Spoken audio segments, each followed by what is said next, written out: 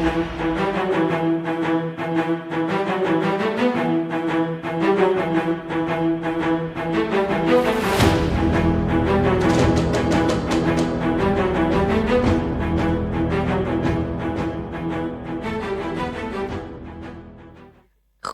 julle en baie welkom terug. Ons gaan vandag bietjie gou kyk na die laaste 3 plaas, bietjie die perspektief van dit van nader af kyk. Maar voor ons begin, kom ons sluit net gou die oom. Hemelse Vader, ons wil vir U baie dankie sê vir hierdie dag en dat ons weer saam bymekaar kan kom. Here, om meer te kan leer oor dit wat vir U belangrik is en dit wat U wil hê dat ons op aandag moet gee. Here, help ons asseblief om wysheid te kry en insig te kry oor hierdie onderwerp, sodat ons die boodskap ter harte sal neem en daarvolgens sal optree. Baie dankie vir U liefde, Here. Amen. Okay. Nou goed, ek net gou 'n paar wenke gee van hoe ons hierdie 3 plaas. Kies die prentjie is nogal redelik baie donker. Maar wat ons daar het is die duisternis en dan hierso tussenin het ons die opdroog van die Efraatrivier en hierso het ons dan die groot haalstene wat val en dan die groot aardbewing wat plaasvind. Okay. So net 'n paar wenke vir hoe ons hierdie laaste 3 plaas gaan bestudeer. Wanneer ons hierdie laaste 3 plaas van Openbaring 16 bestudeer, moet ons hulle nie net as individueel bestudeer nie. Maar ons moet ook na die breër prentjie kyk, hoe hulle mooi in mekaar inpas. Ons moenie elke plaag net assosieer met geïsoleer van die res beskou nie, maar eerder hoe hulle in mekaar vloei. Byvoorbeeld, wanneer ons na die Elia gedeelte in die skrif bestudeer, moet ons nie net Elia oorweeg nie, maar ons moet besonderhede ook in ag neem. Ons moet na die vyande ook kyk wat daarin is nie. Ons moet kyk na die Baal profete, ons moet gaan kyk na Isebel, ons moet kyk na koning Agab. Ons moet na alles daarso omkyk, né? Nou wanneer ons die laaste 3 plaas bestudeer, moet ons ook seker maak en dat ons al hierdie besonderhede van die Ou Testamentiese wortelverhale ook in ag neem, want dit is fundamenteel vir die tipologiese toepassing daarvan. Okay. So kom ons vra 'n paar vrae met betrekking tot hierdie onderwerp. Ons sê byvoorbeeld, waarom sê Openbaring 15 vanaf vers 2 tot 4 dat die 144.000 die Hooglied van Moses en die Lam sing nadat die seevierend uit die groot verdrukking uitgekom het? En wat het die finaal verlossing met Moses te doen? Is dit moontlik dat die finale verlossing dieselfde patroon sal volg as die verlossing van Israel gedurende die uittog? Dis 'n groot vraag, né? Kom ons kyk gou-gou 'n bietjie. Kom ons keer gou-gou terug na Gals voor die skepping. Openbaring 16 beskryf 7 verwoestende plaas wat oor die goddeloses op die planeet van die aarde sal val nadat dit deur die menslike genade tydperk mos gesluit het. En dit is in Openbaring 15. Hierdie plaas sal die aarde in 'n groot mate terugbring na die toestand waarin dit was voor die skepingsweek. Sonder vorm, leeg, in duisternis en sonder bewoners. Okay, ons gaan 'n bietjie daarna kyk, hoekom sê ons so? Ons hoor gou wat sê Jeremia 4 vers 19, 23 tot 25. My ingewande, ek moet bewe van angs, o mure van my hart. My hart steun in my, ek kan nie swyg nie, want jy my siel het basuingeluid gehoor, oorlogsgeskree. En na die aarde gekyk en dit was woes en leeg, ook na die hemel en sy lig was daar nie. Ek het na die berge gekyk en hulle het gebewe en al hulle heuwels het geskud. Ek het gekyk en daar was geen mens nie en al die voëls van die hemel het weggevlieg. Want so het die Here die hele land, so sê die Here, die hele land sal 'n wildernis word, alhoewel ek daar geen einde aan sal maak nie. Nou kom, nou in hierdie les sal ons die onderwerp van die laaste 3 plaas vanuit 3 verskillende perspektiewe oorweeg. en parallelle dan in die tematiese struktuur gaan soek. So hierdie 3 perspektiewe, ons gaan kyk na Openbaring 16 vanaf vers 10 tot 21. En dan gaan ons teruggaan na Eksodus 14 en 15 toe en dan gaan ons ook kyk na wat sê the Great Controversy, dat ons hierdie goeders behoorlik mooi kan verstaan. OK, kom ons kyk gou na die eerste voordat ons lees. Kom ons lees gou die eerste perspektief. Die eerste perspektief is dan in Openbaring 16 vanaf vers 10 tot 21. En die 5de engel het sy skaal uitgegooi op die troon van die dier, en sy koninkryk is verduister, en hulle het hulle tonge gekou van pyn. En hulle het die God van die hemel gelaster oor hulle pyne en oor hulle swere, en het hulle nie bekeer van hulle werke nie. En die 6de engel het sy skaal uitgegooi op die groot rivier, die Eufrat, en sy water het opgedroog, sodat die pad van die konings wat van die ooste afkom, reggemaak kon word. En ek het uit die bek van die draak en uit die bek van die dier en uit die mond van die valse profeet 3 onreine geeste soos paddas sien kom. Want dit is geeste van duiwels wat tekens doen, wat uitgaan na die konings van die aarde en die hele wêreld om hulle te versamel vir die oorlog van daardie groot dag van die almagtige God. Kyk, ek kom soos 'n dief. Salig is hy wat waak en sy klere bewaar, sodat hy nie miskien naak rondloop en hulle sy skaamte sien nie. En hulle het versamel op die plek wat in Hebreëus genoem word Armageddon. En die 7de engel het sy skaal uitgegooi in die lug, en 'n groot stem het uit die tempel van die hemel gekom van die troon af wat gesê het, dit is verby. En daar het stemme gekom en donderslae en bliksemstrale, en daar het groot aardbewing gekom, soos daar nog nooit gewees het, vandat die mens op die aarde was nie, so geweldige groot aardbewing. En die groot stad is in 3 dele verdeel, en die stede van die nasies het geval, en die groot Babylon is in gedagtenis gebring voor God, om haar te gee die beker met die wyn van die grimmigheid van sy toorn. En alle eilande het gevlug, en die berge is daar nie gevind nie. En groot haal omtrent 'n talent swaar, het uit die hemel op die mense geval, en die mense het God gelaster oor die plaag van die haal, omdat sy plaag ontsettend groot was. OK. Is nogal 'n paar wille dinge wat hierso beskryf word, né? Nou kom ons gaan kyk bietjie gou daarmee. Kom ons gaan kyk gou, daar's 'n paar komponente in hierdie gedeelte wat ons nou gelees het wat ons na gaan kyk. Ekskuus julle.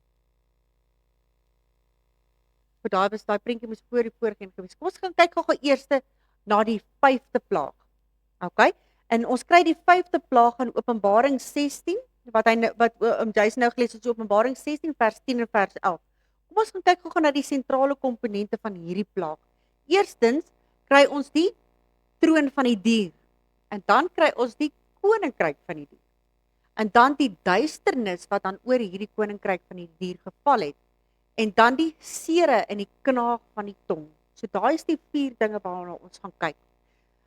Nou die dier onder die 6de plaag is dieselfde dier van Openbaring 13. Onthou julle van Openbaring 13, né? Openbaring 13 het gegaan oor waar het Openbaring 13 gegaan oor die dier uit die see en die dier uit die aarde uit, né?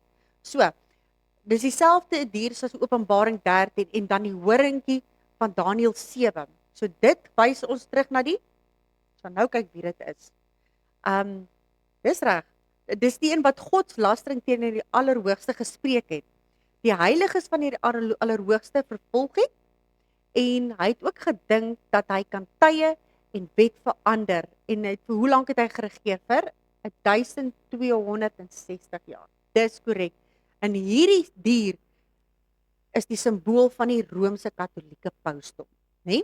Nou die troon is die sentrum. Hoor nou mooi, hierdie troon, die eerste een wat ons praat, die troon is die sentrum van die regering van waar die dier regeer. Ja, OK. Daar staan.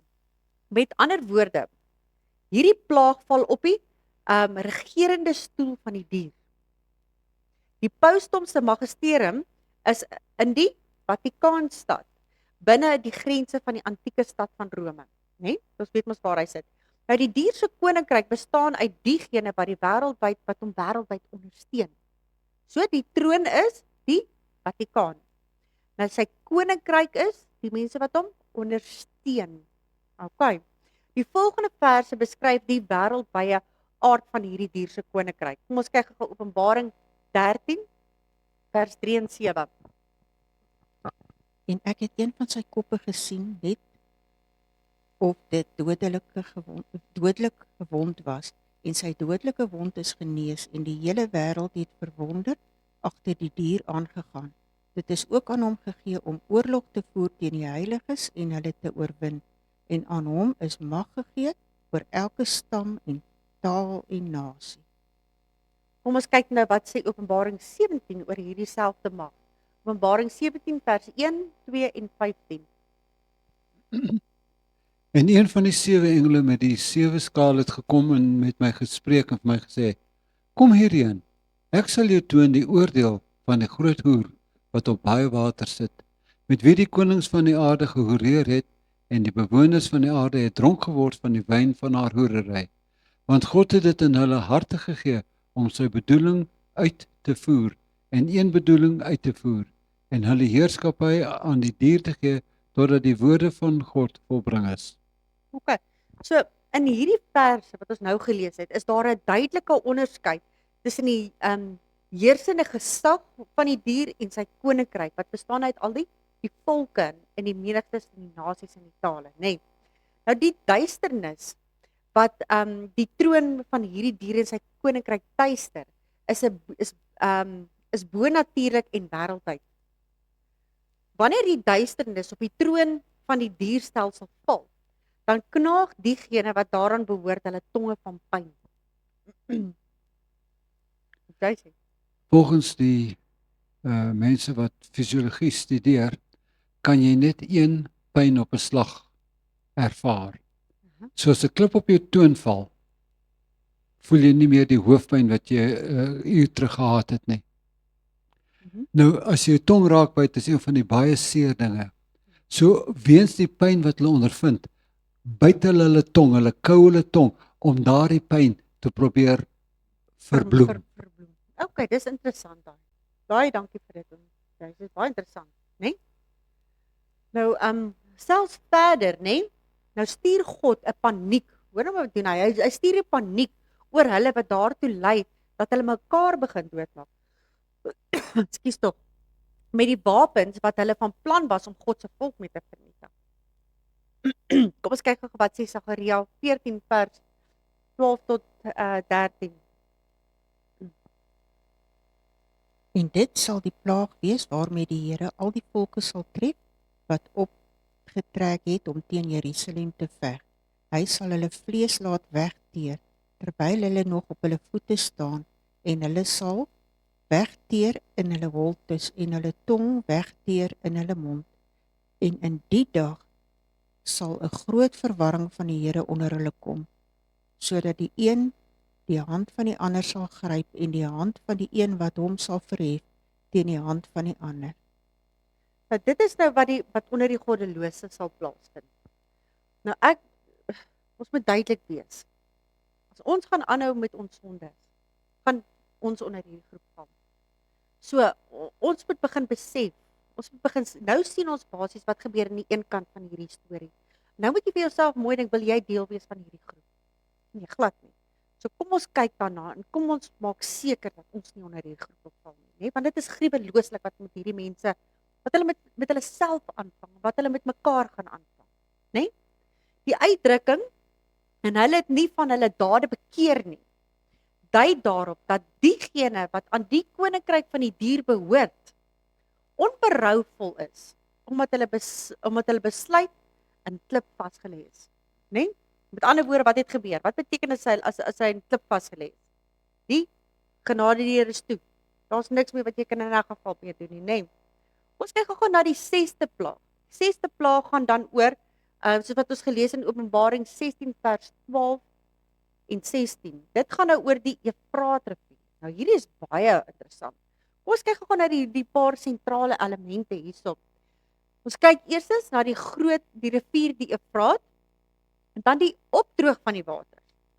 Die konings uit die ooste, en dan waar kom hulle bymekaar? Die byeenkoms dat hulle bymekaar kom en dan die plek waar hulle bymekaar kom, Armageddon. Dis die paar goeters wat ons gaan kyk. Maar kom ons kyk gou eers na 'n paar belangrike vrae oor hierdie plaag. Wat is die simboliese betekenis van die groot rivier Efraat? Hoekom sal ek sê simbolies? Want op die einde van tyd is dit wêreldwyd. Dit is 'n wêreldwye gebeurtenis. Die Efraatrivier was die lewensaar vir die beskawing van Babylon, die ou Babylon van Nebukadneser. En waar lees ons die eerste keer van die Efraatrivier? Genesis, nee. Dis waar die tuin van Eden nog vandaan kom, nee. Dis baie belangrik. Okay. Nou wat is die simboliese betekenis van die opdroog van hierdie water van hierdie rivier? En wie is die konings uit die ooste? En hoe word die weg dan nou voorberei vir die koms van hierdie konings? Want dan moet 'n voorbereiding wees vir dit. En waar is hierdie byeenkomsplek wat Armageddon genoem word? Waar is dit? Kom ons kyk gou 'n bietjie na die Ou Testamentiese agtergrond. Dan sê goed, om hierdie vrae te beantwoord, moet ons na die Ou Testamentiese wortelprofesie gaan. Die verhaal van die val van antieke Babylon. Die Ou Testament beskryf hierdie verhaal in Daniël 5, Jeremia 50 en 51, dan ook in Jesaja 41, sowel as die beskrywing wat deur die sekulêre historiese Xenophon en Herodotus gegee is. So hierdie verhaal is baie bekend. Hier is die saamgestelde prentjie wanneer ons na al hierdie bewyse bymekaar sit. Kom ons kyk gou na die eerste ding. Babylon is 'n stad wat op baie waters van die Efraatrivier gesit het, né? Met ander woorde, ons sien dit in Jeremia 51. Nou alhoewel die Efraatrivier Babylon se grootste bron van veiligheid was dit ook die grootste potensiële aanspreeklikheid van sy val ook, né? So, daar is Babylon en hierso is die rivier wat hom gesplit het, né? So hy was beskermd gewees deur die rivier. OK. Nou in die nag van sy val het Babylon begin met afgoderry, né? Daar was 'n afgoderry wat plaasgevind het. Daar was valse aanbidding beoefen en die wyn in die heilige voorwerpe uit begin drink het. Was ook 'n uitdaging aan die God van Israel gewees om sy heilige voorwerpe te gebruik Dis vir korrek. die aanbidding van die gode. Dis korrek, want wat het Nebukadneser gedoen? Die Here het vir Nebukadneser gesê, "Vat dit," maar wat het Nebukadneser gedoen met hierdie goed? Hy het dit bewaar. Hy het dit bewaar. En toe kom Beltsatsar en hy besluit hy gaan dit gebruik en hy gaan 'n partytjie daarmee hou, 'n ongoddelike partytjie wat hy daarmee gehou het. En dit is wat teen God was. Onthou, Nebukadneser was die gesant van God. Hy was sy dienaar gewees en die Here het vir hom opdrag gegee om daai goeders uit die tempel uit te vat en dit te gaan bewaar. Nee, is eintlik maar wonderlik. Nou goed, in hierdie nag van Babylon se val, was 'n afgoderry en soos wat ons gesê het, daar was valse aanbidding beoefen en hulle dan die wyn uit die voorwerpe uitgebring. Nou Kores het met sy leers uit die noorde en uit die ooste gekom en in die stad omsingel. Hoor julle waarvan af kom hulle ook? Dis wonderlik. Die Here doen niks vooraf, nie voordat hy vir jou amper half 'n prentjie geteken het van wat gaan gebeur nie. Hy is eintlik so genadiglik teenoor ons. Nou Kores het toe saam met 'n baie konings gekom toe hy hier ingeval het. Die Mede-Persiese troepe het die rivierbedding van die Efraat opgedroog en dit herlei basies na 'n kanale wat buite die stad gebou is. So daai waar die stad nou omsingel was deur die rivier, het hy die rivier afgesny en die rivier heeltemal 'n ander pad laat volg. So, wat beteken dit? Babylon het nie meer beskerming deur die water gehad nie. Dis maklik om dan in te kom. In hulle dronk bedwelming het Beltsatsar en sy hofdienaars die groot koperpoorte van die stad wat hulle beskerm het, dit oopgelaat. Want hoekom? Ons het mos die Efraatrivier wat ons beskerm. En baie mense as hulle mos nou bietjie te diep in die bottel gekyk, dan sal hulle mos braaf en dan doen hulle mos net wat hulle wil, né? Nou die opdroog van die waters het die weg voorberei vir Kores en sy leers om die stad sonder teestand toe binne in te gaan. Kores en sy leers op perde het die stad deur die droë rivierbedding ingegaan en Babylon ingeval. Nou Kores het toe God se volk verlos sodat hulle na Jerusalem toe kon teruggaan. OK, nou hierdie hele scenario word simbolies en wêreldwyd in Openbaring 17 toegepas. Op hierdie stadium sal ons slegs 'n paar van hierdie besonderhede van Openbaring 17 gaan bestudeer. Kom ons kyk gou oor die vraag wat daar is oor Openbaring 17. Watter van hierdie 7 plaagengele het teruggekom om met Johannes in Openbaring 17 vers 1 te praat? Belangrik, né? Wat verteenwoordig 'n hoer in die skrif? Gaan kyk gerus na Esegiel 16 en 23. Wat is die naam van die prostituutvrou? Wat is die waters waarop sy gesit het? En wat sal die konings en waters uiteindelik aan die einde aan haar doen? Né? Kom ons kyk gou 'n bietjie, wat sê Openbaring 17 vir ons? Ek sou sommer gou lees, ek het 'n paar goeters wat ek dalk ingesit het. En een van die 7 engele met die 7 skale het gekom. Nou maar wat sê een van die 7 engele, né? Dis wat ons moet gaan kyk. En met my gespreek en vir my gesê, kom hierheen, ek sal jou toon die oordeel van die groot hoer. Dis die hoer, sien? Pausdom. Ek toon jy die oordeel van die pausdom wat op baie water sit en met die konings van die aarde gehoreer het en die bewoners van die aarde het dronk geword van die valse leerstellings. Dis die wyn is die valse leerstellings wat sy gehad het. En hy het my in die gees weggevoer na die woestyn en ek het die vrou gesien sit op 'n skarlakenrooi dier, vol godslasterlike name met 7 koppe en 10 horings. Goed. En die vrou was bekleed met purper en skarlaken en versierd met goud en kosbare stene en parels. En sy het in haar hand 'n goue beker gehad, vol gruwels en onreinheid van haar hoerery. En op haar voorhoof was 'n naam geskrywe verborgenheid. Misterie, Babylon die Grote. Met ander woorde, sy moet dus op die waters van die Efraat sit, né? Die groot Babylon, die moeder van die hoere en die gruwels van die aarde. OK, so dis baie dinge wat gesê is, maar wat beteken dit alles? Kom ons gaan kyk gou-gou. En hy sê vir my, die waters wat jy gesien het, waar die hoer op sit, is volke en menigtes en nasies en tale. Daar sê die Bybel dit slaaf jou wat dit is. En die 10 horings wat jy op die dier gesien het, hulle sal die hoer haat en haar verlate maak en naak en haar vlees eet en met haar met vuur verbrand. Ons gaan kyk gou na die 7de plaag. Die 7de plaag is Openbaring 16 vers 17 tot 21. Kom ons lees hulle gou net weer. En die 7de engel het sy skaal uitgegooi in die lug. En 'n groot stem het uit die tempel van die hemel gekom, van die troon af, wat gesê het, dit is verby. En daar het stemme gekom en donderslae en bliksemstrale, en daar het 'n groot aardbewing gekom, soos daar nog nie gewees het vandat die mense op die aarde was nie. So 'n geweldige groot aardbewing.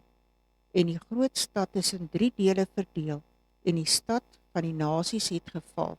Die stede van die nasies het geval, en die groot Babylon is in gedagtenis gebring voor God, en om haar te gee die beker met die wyn van die grimmigheid van sy toorn. En alle eilande het gevlug, en berge is daar nie meer gevind nie. Die groot haal omtrent 'n talent swaar het uit die hemel op die mense geval, en die mense het God gelaster oor die plaag van die haal, omdat sy plaag ontsettend groot was. So die sentrale temas van hierdie 7de plaag is God se stem wat sê dit is verby. Gevolg deur 'n aardbewing, donderweer, weerlig, verskriklike neerslag, 'n verskriklike neerslag. En die verdwyning van bergreekse en eilande. Ons sal in 'n toekomstige studie sien dat Openbaring 19 uitbrei oor hierdie 7de plaag. OK. Trouwens, die 7de plaag is die geveg van Armageddon, waar Christus en die leers van die hemel uit die noorde en uit die ooste op perde kom om Babylon te verslaan en God se volk te verlos. Sien julle hoekom moet ons lees wat het met oudtydse Babylon gebeur? Want dieselfde taal word gebruik hierso. So dit is belangrik om te gaan kyk wat het daar gebeur sodat jy hierdie plaag kan verstaan. OK, kom ons kyk nou na die tweede perspektief, die agtergrond van Eksodus 14 en 15. Soos ons in perspektief 1 gesien het, is die val van Babylon in die dae van Beltsatsar op die agtergrond van die 5de, 6de en 7de plaag. Nou ek wil egter voorstel dat daar 'n ander storie in Ou Testament is wat ook op die agtergrond staan, die verhaal van die uittog van Israel uit Egipte uit. Goed, ons weet dat daar 'n verband is, want tussen, onthou julle die 144.000 sal die hooglied van Moses in die lam sing, wat teruggewys het ook na die hooglied van Moses. In Eksodus 15. So hulle sing die lied van die lam, van Moses en die lam, en hier sit Moses ook, so daar's die ooreenkoms. So nou moet ons ook na hierdie twee verhale gaan kyk en sê, hoekom is daar 'n ooreenkoms, né? Kom ons kyk gou eers na die gevangenskap. Israel was in slawerny in Egipte gewees, né? Dit besef ons wat hierso aangegaan het. En dan aan die groot draak Farao was hulle dan in slawerny. God het beloof om hulle te verlos en om sy doel te bereik, het God plaag gestuur om Farao te ooreed om sy volk te laat gaan. Met elke plaag het God vir Farao gesê, laat my volk gaan.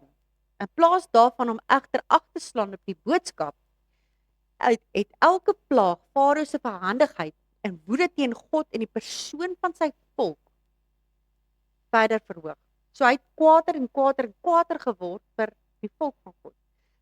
Hoor julle nou dit wat ons nou gelees het van Openbaring, né? Volg nou daai hele prentjie van wat ons nou gelees het in Openbaring 16. Wat het gebeur, né? Die mense het begin toornig raak teenoor God se mense as gevolg van die sere en goeder wat hulle gekry het, hulle kwaad geraak vir God en hulle het hom begin laster. Selfde ding wat hier plaasvind. Volgende ding wat belangrik is, die Sabbat wat plaasvind. Israel se ballingskap hierso in Egipte was moeiliker gemaak toe hulle probeer het om die Sabbat te onderhou, né? Kom ons kyk gou of dit so is. Lees op ons Eksodus 5 vers 4 en 5. Maar die koning van Egipte antwoord hulle, Moses en Aaron, waarom hou julle die volk van die werk af? Loop na julle werk toe. Verder het Farao gesê, kyk, die volk van die land is al reeds baie, en julle wil hulle laat ophou met werk? Kom ons kyk wat sê die gees van profesie daarvan.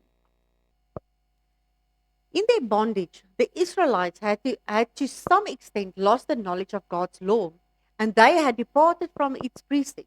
The Sabbath had been generally disregarded, and the exactions of their taskmaster made its observance apparently impossible. But Moses had shown his people that obedience to God was the first condition of deliverance, and the efforts made to restore the observance of Sabbath had come to the notice of their oppressors. Dis belangrike inligting daai, net dink nou aan die eindtyd gebeure, ook dit wat julle al reeds weet. Kyk, sien julle die patroon.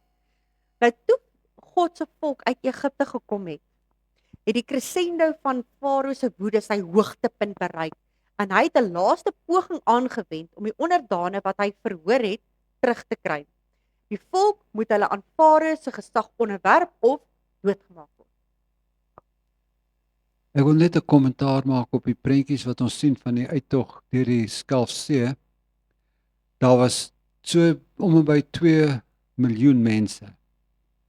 Nou 2 miljoen mense in een nag deur daai ding te vat, kan jy nie 4-5 mense langs mekaar loop nie. Ja. Dit moes 'n baie breë pad gewees het om 2 miljoen mense oor te kry aan die ander kant. En dis hoekom Farao se mense gesê het, man, hierdie breë stuk kan ons ingaan. Dis hierdie ding is oopgemaak, ons kan ry. Was nie 'n nou paadjie nie, anders was hulle nie so stupid nie. Ja.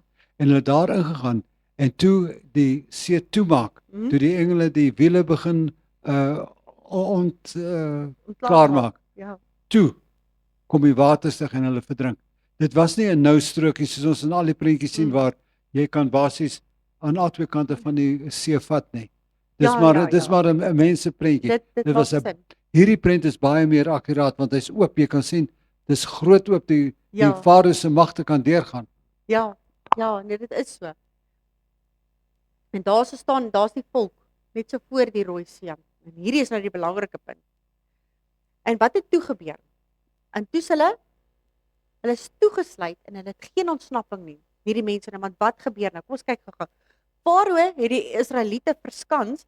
Dit het gelyk asof daar geen ontsnapping is nie, want hier is die Rooi See voor hulle en agter hulle is die Farao in sy wreedheid op pad na hulle toe, nê. Die mense was bang. Dis reg, so hulle is heeltemal toegesluit en hulle het geen ontsnapping gehad nie. Die mense was bang dat die leers van Farao hulle sou doodmaak. Ons weet dit omdat hulle gekla het dat Moses hulle in die woestyn ingeneem het om te sterf, né? Kyk gou die bewyse daarvan. Eksodus 14 vers 12. Is dit nie die woord wat ons aan u in Egipte gesê het nie? Laat ons met rus, dat ons die Egiptenaars kan dien, want dit is beter vir ons om die Egiptenaars te dien as om in die woestyn te sterwe. Ja, so die ligging van hierdie kruising was heel waarskynlik by die golf van Akaba in die uiterste noordelike punt van die Rooi See. So het Jace ook nou gesê het, né? Ons kyk gou wat sê die gees van profesie vir ons. The Hebrews were encamped beside the sea, whose waters presented a seemingly impassable barrier before them, while on the south a rugged mountain obstructed their further progress. Net so wat Jace het gesê. So daar's nêrens wat jy kan gaan nie. Maar as jy hierso in hierdie tyd waar jy belangrike ding by 'n saak kom, wat dink julle is dit? Begin met 'n geloof. Nou Farao, wat 'n mens is, berei hom voor vir die geveg. Farao is gevul met toorn omdat Israel ontsnap het. Het hy sy leers vir die oorlog te voorberei. Daar was blykbaar geen ontkoming en geen hoop meer nie, né? Israel was nou weerloos gewees. Ons kyk gou 'n bietjie in die tyd van benoudheid. Die tyd van benoudheid, né? 'n verskriklike tyd van benoudheid het gevolg, né, onder daai mense. En hulle het tot God uitgeroep vir die verlossing van hulle vyande. Gelykstaande aan wat is dit aan die einde van tyd? Time of Jacob's trouble, né? Dit is nou gelykstaande the time of Jacob's trouble. So hulle het gesien daar was niks en die mense was ontsettend benoud geweest. Hulle was ontsettend bevrees geweest. Maar wat het gebeur? Die Here het beloof om vir Israel te veg. Die stryd was nie Israel se nie. Die stryd is ook nie joune en myne op die einde van tyd nie. Dit was die stryd van die Here God die Almagtige. Trouwens, die Here het beloof om vir Israel te veg. En hy het vir hulle gevra om op hom te vertrou. Dit is die geregtigheid en waarheid. OK? Kom ons gaan kyk gou wat sê Eksodus 14 vers 13 en 14. Maar Moses het aan die volk gesê: "Wees nie bevrees nie. Staan vas en aanskou die verlossing van die Here wat hy vandag vir julle sal bewerk. Want soos julle die Egiptenaars vandag sien, sal julle hulle nie weer sien nie in ewigheid nie. Die Here sal vir julle stry en julle moet stil wees." Toe alles lyk asof dit verlore gegaan het, het die Here die waters van die Rooi See opgedroog en verdeel. Solank as wat die waters, luister mooi, hier is die belangrike gedeelte wat nou kom. Solank as wat die waters verenig was, met ander woorde, solank as wat daar 'n see voor hulle staan, solank as wat die waters verenig was dit 'n bedreiging vir God se mense. As die waters egter verdeel of in die plaag wat ons lees verdroog het, opgedroog het, sou die mense verlos geword het, né? Kom ons bewys dit gou. En jy hef jou staf op en steek jou hand uit oor die see en kloof dit, sodat die kinders van Israel dwars deur die see op droë grond kan trek. Toe steek Moses sy hand uit oor die see en die Here het deur 'n sterk oostewind die see laat wegvloei die hele nag deur en die see droog gemaak en die waters is gekloof. Was droog. Wat het met die Efraat rivier gebeur? Hy het opgedroog. Hy het opgedroog, nee. OK, kom ons kyk gou 'n bietjie die volgende een, die 5de plaag, die lig en die duisternis. Hoe dit nou ook, kyk ons loop nou nog steeds met dieselfde storie aan, maar kom ons kyk nou hoe pas die 5de plaag nou hierso in. Toe die Egiptiese leer op die punt was om God se volk aan te val, het die wolkkolom tussen hulle beweeg en daar was duisternis vir die Egiptenaars, maar daglig vir Israel. Want hierdie hele wolkkolom van die Here het 'n duisternis oor hulle gegooi, né? En daar was lig gewees vir Israel. Kom ons bewys dit. En die engel van God wat voor die leer van Israel uitgetrek het, het daar weggegaan en agter hulle aangetrek. En die wolkkolom het ook voor hulle weggetrek en agter hulle gaan staan. So het dit dan tussen die leer van die Egiptenaars en die leer van Israel ingekom. En die wolk was daar met die duisternis en dit het die nag verlig, sodat nie een naby die ander gekom het die hele nag deur nie. OK. Kom ons kyk wat sê die gees van profesie daarvan. But now, as the Egyptian host approached them, expecting to make them an easy prey, the cloudy columns rose majestically into the heavens, passed over the Israelites, and descended between them in the armies of Egypt. A wall of darkness interposed between the pursued and their pursuers. The Egyptians could no longer discern the camp of the Hebrews and were forced to halt. But as the darkness of night deepened, the wall of cloud became a great light to the Hebrews, flooding the entire encampment with a radiance of day. So wat het daar agter gebeur? Hulle was in duisternis, né? En Israel was in die lig gewees. Nou goed, God neem nou die slagveld in. Toe die son op die punt was om op te kom, toe die son was op die punt om op te kom, het God die slagveld namens Israel ingeneem. Verwarring en paniek het die leers van die Egiptenare skielik ingehaal en hulle het begin vlug. In die stryd teen die volk van God, het die Egiptenaars teen die God van die volk geveg. Onthou dit. Dit was 'n stryd van die Here, die God Almagtige. Kom ons kyk gou wat sê hulle daaroor. In die môrewaak het die Here in die vuur en die wolkkolom teen die leer van die Egiptenaars afgekyk en die leer van die Egiptenaars in verwarring gebring. Hy het die wiele van hulle strydwaans laat insak en hulle met moeite laat voortgaan. Toe sê die Egiptenaars: "Laat ons van Israel af wegvlug, want die Here stry vir hulle teen die Egiptenaars." Het julle dit geweet? Né? Okay. Wat het nou volgende gebeur? Kom ons kyk nou hoe pas die volgende een. Die 6de plaag, die waters opdroog of dit word verdeel. Toe die Egiptiese leers begin teruggetrek het Moses, daai enetjie lyk nou meer soos wat oom gesê het, nê, groot wye pad, nê. Toe die Egiptiese leers begin terugtrek, het Moses sy staf uitgesteek en die waters van die Rooi See het opgedroog of is verdeel om weg van die ontsnapping van God se volk voor te berei. Tot op hierdie stadium was die waters 'n bedreiging vir God se volk. Stem julle saam, né?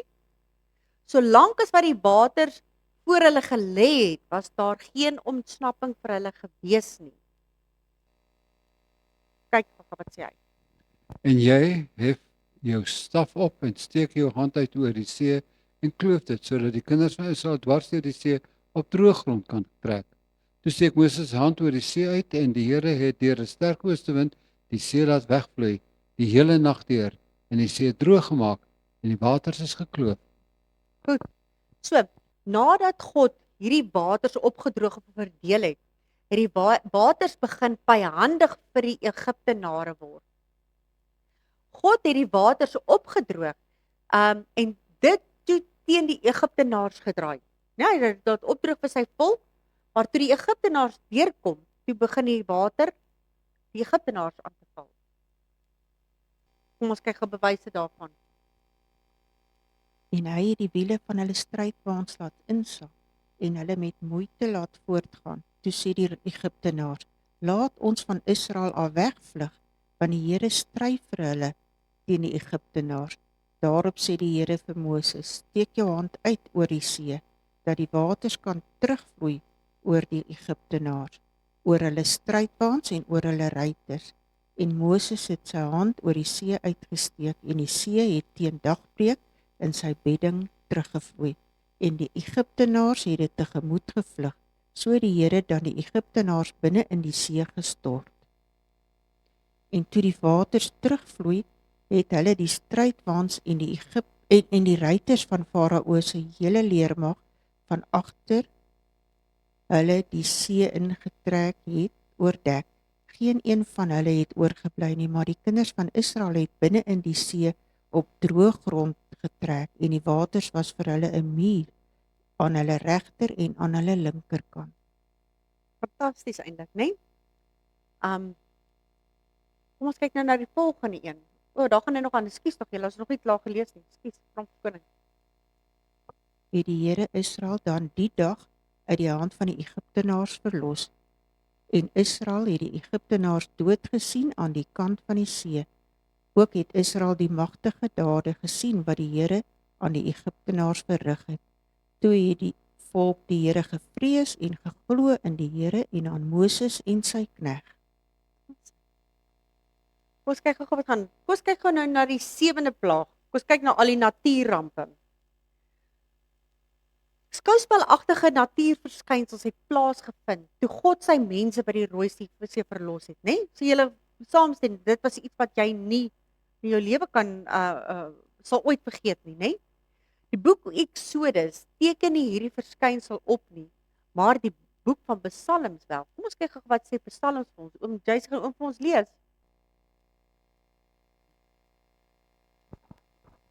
U is die God wat wonders doen. U het u sterkte onder die volke bekend gemaak. U het die volk met 'n sterk arm verlos, die kinders van Jakob en van Josef, Sela. Die waters het u gesien, o God, die waters het u gesien. Hulle het gebewe, ja, die watervloede het gesidder. Die wolke het water uitgegiet, die hemel het donder laat hoor, ook het die pyle rondgevlieg.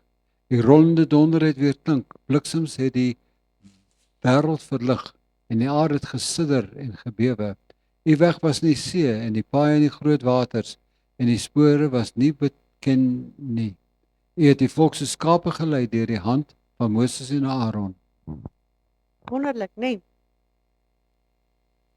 Goed, dit is nie toevallig dat verlossing gekom het met die son wat opgekom het nie, né?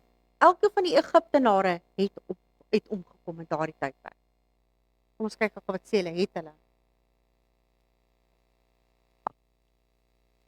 En toe die waters terugvloei, het hulle die strydwaans en die ruiters van Farao se hele leermag wat hulle in die see ingetrek het, oordek. Geen een van hulle het oorgebly nie. Nou goed, nadat God sy volk verlos het, het hulle die hooglied van Moses en die lied van oorwinning uitgeroep. En julle kan dit gerus gaan lees in Exodus 15, vers 1 tot 18. Daar staan die lied dan opgeskryf. Nou God het toe beloof om sy volk na die berg van sy erfenis te neem. Farao het te laat besef dat hy in die stryd teen die volk van God, die God van die volk geveg het. Die beskermde sorg van God moet binne 'n verbondskonteks verstaan word. Wanneer God se mense in 'n verbondsverhouding met die Here is, beskerm die Here hulle teen uitwissing. Né? Toe Saulus van Tarsus die kerk vervolg het hy die Here vervolg, né? Jesus het vir Saul gesê, waarom vervolg jy my? Né? Maar hy het mos die kerk gaan vervolg. Hy het nie Jesus direk nie, maar hulle het in die persoon van Jesus om vervolg. Ons kyk gou na 'n baie lewensbelangrike profetiese beginsel hierso. Letterlike Israel was letterlik gevange in letterlike Egipte vir letterlike Farao. God het 'n letterlike persoon genaamd Moses opgerig om God se volk uit te lei. Letterlike Israel was omsingel aan die rand van die letterlike see. Die waters is verdeel of opgedroog deur Moses se letterlike staf. En toe het die waters op die vyande binnekant geval om letterlik Israel te verlos, né? Hulle het die farao almal ingeval. Letterlike Israel het toe die lied van hulle verlossing gesing en God het hulle na die berg van God se erfenis geneem, met ander woorde die berg Sion. Dit alles sal weer gebeur onder die 7de plaag met die geestelike Israel op 'n wêreldskaal. Kom ons kyk gou na perspektief nommer 3 in die gees van profesie. Wat sê die gees van profesie daarvan? Kom ons kyk gou na die gaan na die metodologie van die gees van profesie. Dit is algemeen dat die gees van profesie na Bybelse gebeure verwys sonder om die verse by die gebeurtenis beskryf aan te haal. So met ander woorde, the great controversy haal nie eers die verse aan wat die 5de en die 6de plaag beskryf nie. Dit word interpreteer eerder die simbole en die feitetaal en volg dieselfde literêre volgorde. Kom ons kyk na 'n voorbeeld uit Openbaring 4 en 5. Soos ons in die reeks oor die 24 ouderlinge gewys het, bevat die hoofstukke verskeie simbole. Met ander woorde, een wat op die troon sit, nie by die naam geïdentifiseer nie.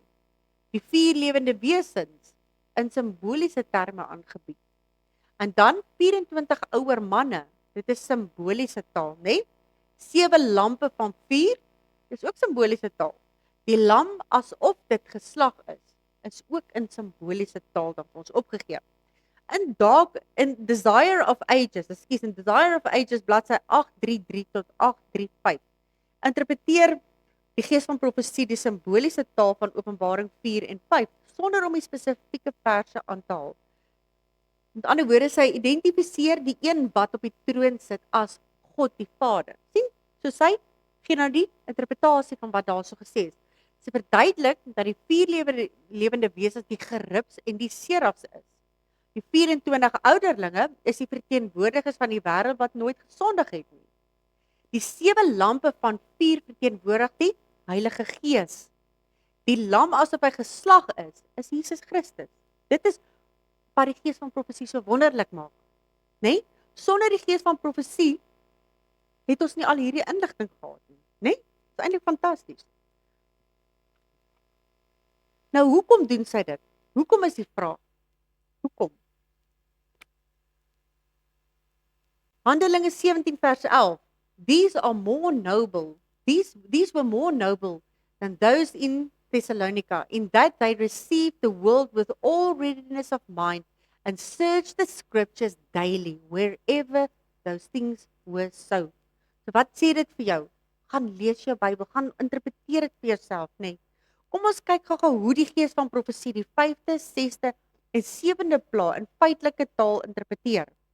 Alhoewel sy verse uit die 7de plaag aanhaal, haal sy geen verse in die 5de en 6de aan nie. Okay, kom ons lees gou wat sê hulle daarso. When the protection of human law shall be withdrawn from those who honor the law of God, there will be, in different lands, a simultaneous movement for their destruction. Similar to Pharaoh, who gathers his armies, né? Okay. As the time appointed in the decree draws near, the people will conspire to root out the hated sect. It will be determined to strike in one night a decisive blow, which shall utterly silence the voice of dissent and reproof. The people of God, some in prison cells, some hidden in solitary retreats in the forests of the mountains, still plead for divine protection, while in every quarter companies of armed men, urged on by a host of evil angels, are preparing for the work of death. Net soos wat Farao moet sy army gereed maak. It is now in the hour of utmost extremity that the God of Israel will interpose for the deliverance of his chosen. With shouts of triumph, jeering and imprecation throngs of evil men are about to rush upon their prey, then, lo, a dense blackness, deeper than the darkness of night, falls upon the earth. Then a rainbow, shining with the glory from the throne of God, spans the heavens and seems to encircle each praying company. The angry multitudes are suddenly arrested. Their cries die away. The objects of their murderous rage are forgotten. Sien julle hierso hoe die Efraat dan opgedroog word, nê? Hoe hy dan beskerming bied vir hulle. With fearful forebodings, they gaze upon the symbol of God's covenant and long to be shielded from its overpowering brightness. Sien julle hoe die stappe dan volgens dit ook loop, nê?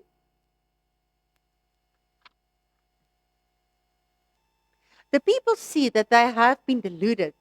They accuse one another of having led them to destruction, but all unite in heaping their bitterness, condemnation upon the ministers. Unfaithful pastors have prophesied smooth things. They have led their haters to make void the law of God and to persecute those who would keep it holy. Now, in their despair, these teachers confess before the world their work of deception. The multitudes are filled with fury. So hulle raak nou kwaad, né? Nee? Hulle raak mos nou kwaad teenoor die mense van God. We are lost, they cry, and you are the cause of our ruin. And they turn upon the false shepherds. Hoekom? Want hulle het hulle valse goed gegee en daarvoor geluister. Hulle het nooit hulle eie ondersoek gaan doen op die skrifte nie. Hulle het altyd net geluister wat daarvoor gesê is. Nou begin daar iets plaasvind. Nou begin hierdie mense agter te kom wat het die basis wat die hoer gedoen het, nê? Nee? En wat het hulle gesê? Wat het ons gelees in Openbaring 17? Hulle sal draai teen die hoer, nê? Nee? En dis nou presies wat hier gaan. Nou kom hulle agter. We are lost, they cry, and you are the cause of our ruin. And they turn upon the false shepherds. The waters are now to drown the religious leaders, soos wat hulle mos nou die Farao gedoen het, nê? The very ones that once admired them most will pronounce the most dreadful curses upon them. The very hands that once crowned them with laurels will be raised in their destruction. The swords which were to slay God's people are now employed to destroy their enemies. Everywhere there is strife and bloodshed. Teenoor mekaar. Hulle draai nou teen mekaar, né? Nee? And this shall be the plague wherewith the Lord will smite all the people that have fought against Jerusalem. Their flesh shall consume away while they stand upon their feet, and their eyes shall consume away in their holes, and their tongue shall consume away in their mouth. And it shall come to pass that in that day that a great tumult from the Lord shall be among them, and they shall lay hold everyone on the hand of this neighbor, and his hand shall rise up against the hand of his neighbor. Maar wat gaan dit hulle help? Wat gaan dit hulle help? Huh? Absoluut niks. In the match, okay. Ons weet dat ons op die regte pad is, né? Nee? Want onderaan bladsy 636 op Great Controversy en bo aan bladsy 637 lewer Ellen White dan nou kommentaar op die 7de plaag en sy haal letterlik nou verse aan. Sieso, in the mad strife of their own fierce passions and by the awful outpouring of God's unmingled wrath fall the wicked inhabitants of the earth, priests, rulers and people, rich and poor, high and low, and the slain of the Lord shall be at the day from one end of the earth even unto the other end of the earth. They shall not be lamented, neither gathered nor buried. Dit is vreeslik, né? Nee? Kom ons kyk wat sê verder.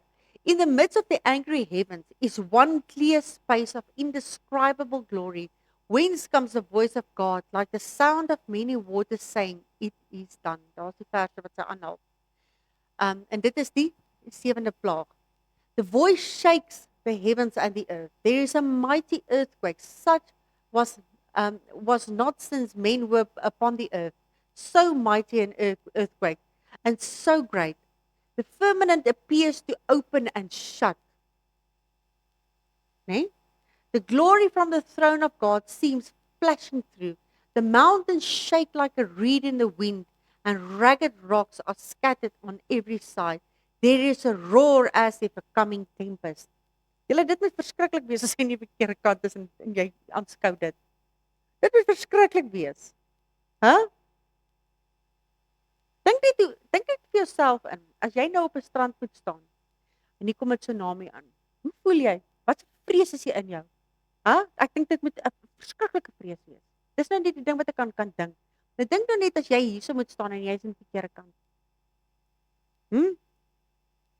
The sea is lashed into fury. There is heard the shriek of a hurricane like the voice of demons upon a mission of destruction. The whole earth heavens and swells like the waves of the sea. Its surface is breaking up. Its very foundations seem to be giving way. Mountain chains are sinking. Inhabited islands disappear. The seaport shall have become like Sodom of wickedness, are swallowed up by the angry waters. Babylon the Great has come in remembrance before God to give unto her the cup of the wine of the fierceness of his wrath. Great hailstones, everyone about the weight of a talent, are doing their work of destruction. Nou hoeveel weeg 'n weight of a talent? Jasper, hoeveel weeg 'n talent? Amper 25 kg. Nee? 25 kg halstene wat van bo af uitval. En hierso Babylon the Great, die enetjie wat vir ons al hierdie movies maak, die enetjie wat vir ons al hierdie mooi klere gee, hierdie enetjie wat vir ons al hierdie wêreldse dingetjies gee wat ons so vashou. Wat gebeur met hom?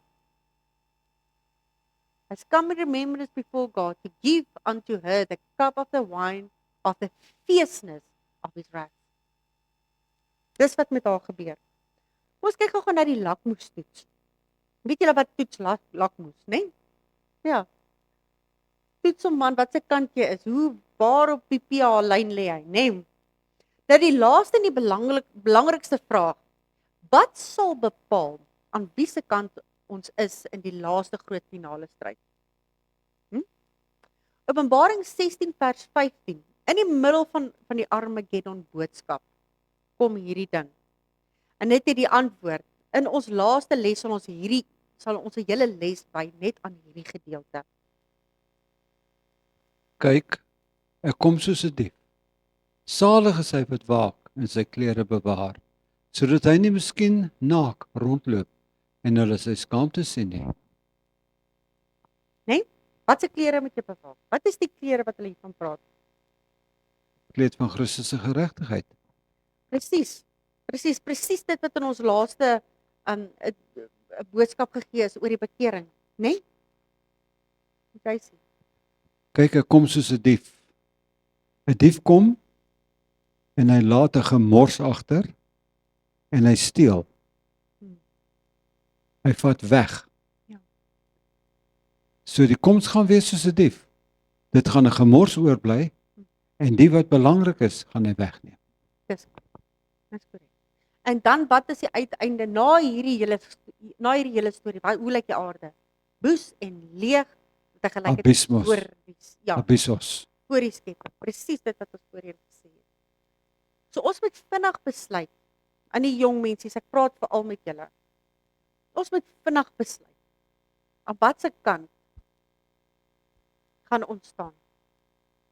Gaan ons saam met die Farao se ruiters verwoes word deur die water? Of gaan ons soos die Israeliete op droë grond tot na die beloofde land toe kan loop? Maak jou besluit al 'n hele paar jaar gelede. Jy moes al, maar as jy nog nie daai besluit volkome gemaak het in jou hart nie, doen dit nou.